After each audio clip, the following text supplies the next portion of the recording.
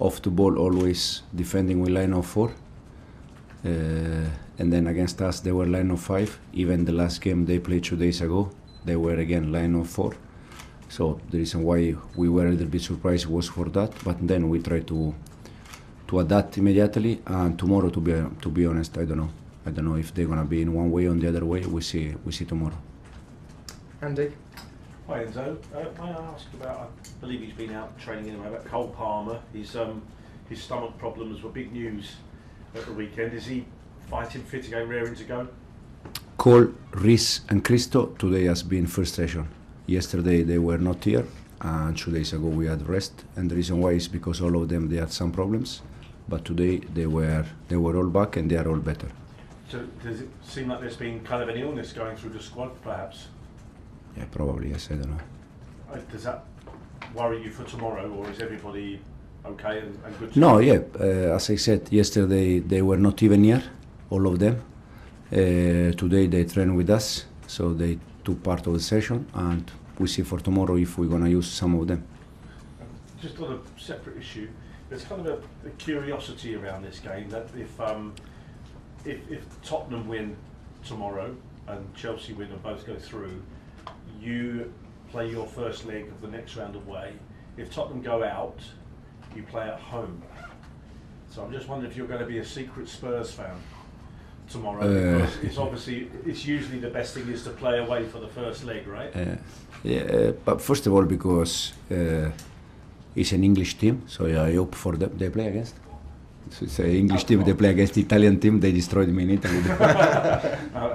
Alkmaar, Holland. Yeah. So it's an English club, so I hope for England that they go through that game. As you said, but you never know. Sometimes it's better to play at home, sometimes it's better to play away.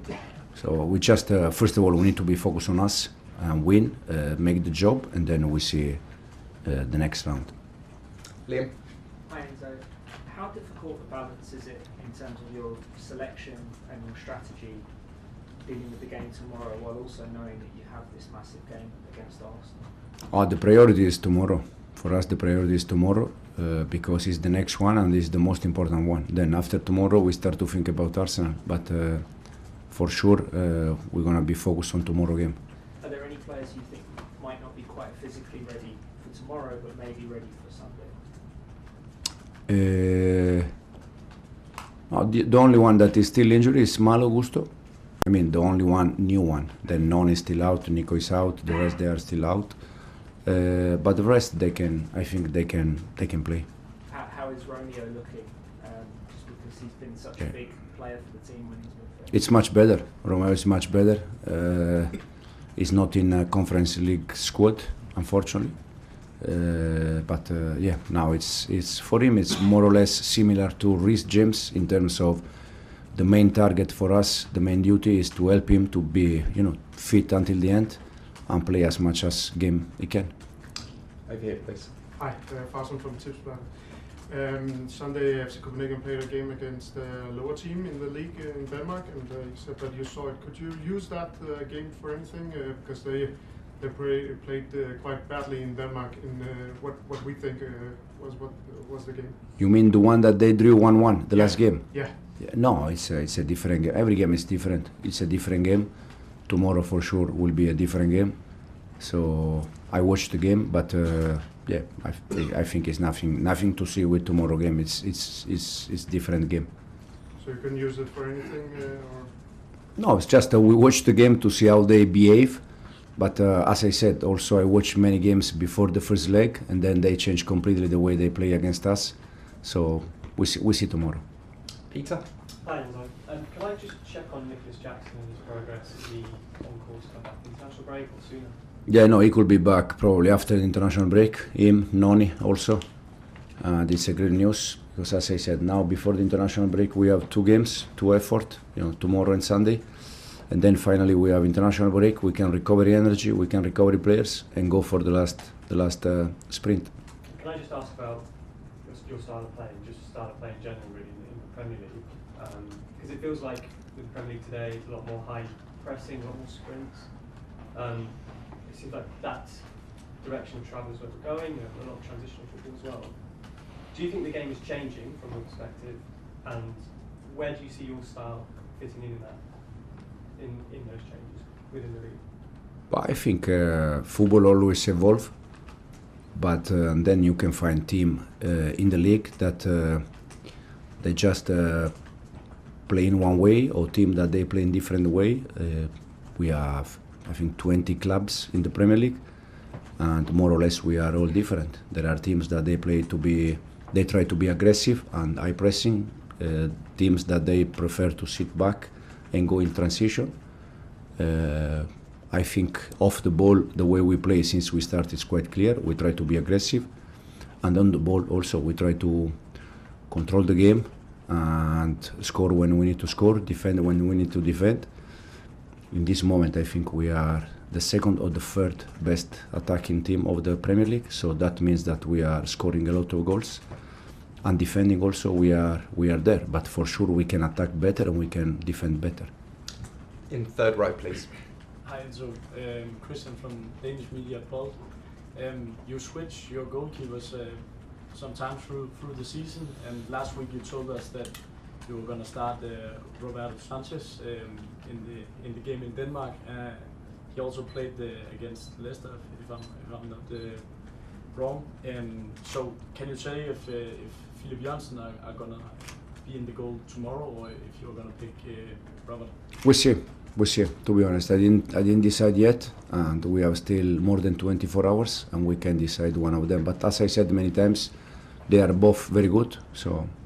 And just a question on Philip Jørgensen. Yesterday he was called up for the Danish national team.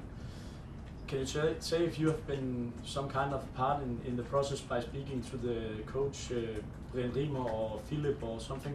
No, absolutely. But how do you feel about him? No, happy. Yeah, happy for all the players that they can join international team. It's nice.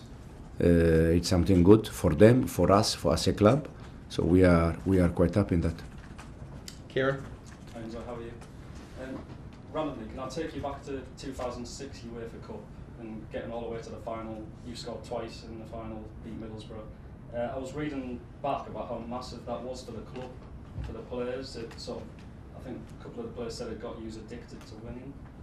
Do you think the Conference League can be used similarly for Chelsea? But how big would that be for your players to go all the way in this comp? It could be, even if I think Seville's history is very different from Chelsea. I mean, Chelsea is a club that every year they fight for, especially in the past, they fight for important titles, Champions League, Premier League, these kind of things. And it's a bit different from Seville, that was a club that they never won nothing until that day in terms of European competition. So it was the first one. And then since there, they won more titles. But for sure, when you start to win, it's something that you can be addicted. You know, you can start to win. You enjoy how to win games, and hopefully can be for us exactly the same. Just Liverpool PSG went to penalties last night. Do you bother practicing them out there? And if it comes to that, or you get a penalty during the game, do you get any sense Cole Palmer? I mean, I don't get the sense that he would be bothered by what happened previous. Do you think he'll be fine stepping up under that pressure? Absolutely. I said after the game, Cole is going to miss more penalty, and the reason why is because the one in charge of to shoot penalty. If you don't shoot, you don't miss. So I don't have any doubt that in the future he's going to miss more penalty, but also he's going to score more penalty. And I don't think that the other day penalty affect him in negative way. In the back, please. Yeah, Zach from Disney Plus. You've worked with the two most promising goalkeepers in Denmark right now, Mads Hermansen at your time in Leicester, and now Philip Jørgensen. Can you make a short comparison of the level and the attributes of these two players? Yeah, both very good. Mads last year with us did fantastic season. Philip this season when he's playing is doing well. So they are for me both very good, both very young, because I think Mads is 25 now and Philip is 22 or 23. So I think Denmark, they have keeper for many years. They have still the main one, but behind him there are two young keepers that they can be the future of the